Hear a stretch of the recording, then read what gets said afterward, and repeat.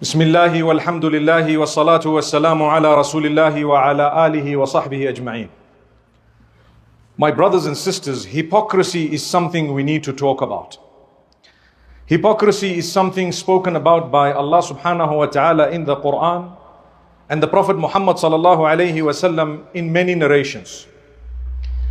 We need to know what it means. We need to know where we fall in when it comes to hypocrisy. And it's a very important question. Because if the likes of Umar ibn al-Khattab radiallahu anhu was concerned about himself being from the list of hypocrites, then who are we? May Allah Almighty grant us goodness and freedom from hypocrisy. Nonetheless, we need to know there are two major types of hypocrisy, and it's important to learn this and to know it. One is a blatant fraud.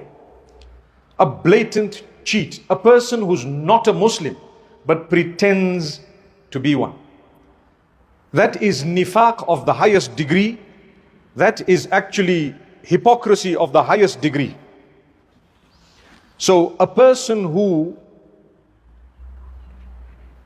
is not a Muslim but either wants to spy or pretends to be a Muslim in order to infiltrate the ranks of the Muslims, or perhaps, for whatever reason it may be, has a double or triple life. What would happen in that particular case is Allah Almighty makes mention of it. And He says, إِنَّ الْمُنَافِقِينَ فِي الدَّرْكِ الْأَسْفَلِ مِنَ النَّارِ. Indeed, the hypocrites of this level, of this type, are of the lowest level of hellfire. The lowest meaning they will have the most severe punishment, worse than a person who says that I'm not a believer. Because they weren't believers anyway, and they were even worse. That's the reason, so it's logical. But that is called nifaq i'tiqadi, which means it is hypocrisy in belief. From amongst us, alhamdulillah, we would comfortably say that it would be difficult to find someone of that nature in our midst. May Allah protect us. It could happen, but generally we are free when we enter the fold of Islam. We are choosing out of our own free will to say, I bear witness there is none worthy of worship besides Allah, and I bear witness that Muhammad, peace be upon him, is his final messenger. So when we say this, no one forced us to say it, because Allah Almighty has already taught us, La ikraha fid din. There is no compulsion when it comes to the entry into the fold of Islam. Once you've entered the fold of Islam, what you've done is you have chosen with your free will to have rules and regulations placed on you. That's what it is. I chose to join Islam, so I'm only going to consume halal, I'm going to abstain from haram, that is the prohibited and the permissible. I'm going to do the obligations that Allah has asked me to engage in or to do, such as the pillars of Islam and so on, and I will stay away from what He's asked me to stay away from, and I will believe. So no one's forcing you. When you're entering the fold of Islam, no one forced you. But the fact that you entered, you are governed, or you have chosen to be governed by rules and regulations, all of which are only placed in your life in order to ensure that you have the best life filled with contentment here, followed by the best life filled with eternal success in the hereafter. Islam has a lot of rules. It's filled with discipline. It has more discipline than any other faith. It has a lot of rules and regulations, do's and don'ts. All of that, Allah says in the Quran, is in order for you to achieve the greatest and the highest success in this world and the next. You don't want those rules? Well, if you've chosen not to be Muslim, then you wouldn't be governed by all these rules. But if you've chosen to be Muslim, then you have chosen to be governed by these rules, like I said. And I've repeated this for a reason. And that is, there are people out there, whether it be on social media or various other places, who say, well, in Islam, you know what? It's a religion that forces you this and that. Do you know what? Nobody has ever spread Islam by the sword. In fact, the sword was used at a time when the wars took place in order to defend, in order to get back what was usurped, and various other reasons. And this is why those who lived as non-Muslim Christians and Jews lived in Medina even after the time of the Prophet Muhammad sallallahu alaihi wasallam. But the topic, like I said earlier today, is hypocrisy.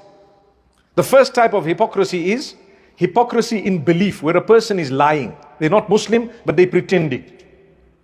And like I said, we might believe, well, look, inshallah, we're free from that. May Allah protect us. But the second type of hypocrisy is the one that you and I need to worry about. What is it? It is nifaq amali. It is in your deeds. You have a shortfall, and sometimes it's just sheer laziness. So what is it? For me to say I'm a Muslim, but I don't really care about Islam. My statement is one way and my deeds are the other way. I told them I'm heading to Durban, but my car is facing Limpopo. Allahu Akbar. Right? I'm driving, claiming that I'm going to Cape Town, and yet I'm heading towards Zimbabwe. MashaAllah, you'll end up with us. May Allah subhanahu wa ta'ala grant you ease. So I claim I'm a Muslim, but I claim that, you know what, I don't have to stay away from alcohol. I don't have to stay away from gambling. I don't need to dress in a specific way. I'm not governed by halal, haram, and so on. And some people call this, sadly, moderate Islam. Islam by nature is moderate. وَكَذَلِكَ جَعَلْنَاكُمْ أُمَّةً وَسَطًا. Allah says, we have made you into a nation that is moderate, in the middle. Neither this extreme nor that. We've kept you in the middle. You can get married to fulfill your sexual desires. That means you can fulfill them. Whereas others might say, you're not allowed, you must stay in celibacy. You're not allowed to get married at all. Islam says no. Whether you're a religious man or woman, or whether you're a person who's not really teaching and preaching, but rather you are a member of the ummah who generally engages in what is called da'wah on a lower level, you can still get married on all those levels, but do it properly. If it is, listen to this rule, if what you want to do is regularizable, if I can use that word, in Islam, then you can do it after it's regularized.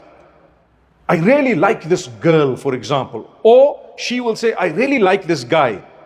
Well, I tell you, liking is one thing. If you cannot marry that person, and like I said, if you cannot regularize the relationship, then you are limited in what you can do by virtue of you being a Muslim. So I can't regularize it because she's already married. Too late, my brother. Don't mess, move on. Allah will give you something better and give her, inshallah, goodness, happiness, and perhaps Allah knows why it happened. Some people like others, they can't get married to. If you are sexually attracted to someone you cannot marry, Allah says, bear patience. Don't do something that is displeasing to Allah. You bear patience. But don't come and justify it to say, no, Allah will forgive me, it's okay. What happens? We enter the territory of hypocrisy that we spoke about earlier, where you're saying you're a Muslim, but you're starting to believe that you're not governed by these rules and regulations. What would happen as a result? You might start slipping from the hypocrisy of deeds to the hypocrisy of belief, where you don't realize what you are following is not even Islam. May Allah Almighty protect us. So, for us to say we are Muslim, what are we saying? What are we saying? A lot of you may have witnessed people enter the fold of Islam, and many of you might have entered the fold of Islam. What do they make you do? Something known as a shahada, right? They say, are you ready to say your shahada? What is a shahada? A shahada is a declaration. It's supposed to be in your heart already before you utter it. It's in your heart, that's why you're saying. Because it starts off in the heart, and it is confirmed by the tongue, and then it is confirmed by your organs and your body parts that all work towards what you believed and what you uttered. So they say, repeat after me. In reality, you don't have to repeat after anyone. You can say it yourself. Many times when I have helped people to enter the fold of Islam, I ask them, do you know the shahada? They say, yes. I say it. So they'll say the whole shahada without you prompting them. Ashhadu an la ilaha illallah. Wa ashhadu anna Muhammadan Rasulullah. I bear witness that there is none worthy of worship besides Allah. I bear witness that Muhammad, peace be upon him, is his messenger and prophet. Sallallahu alayhi wasallam. Once they've said the shahada, what happened? We all who were witness to it now bear witness that this person is confirmed a Muslim. You don't really have to go to a masjid to say your shahada. You don't really have to declare it in all honesty in front of people, but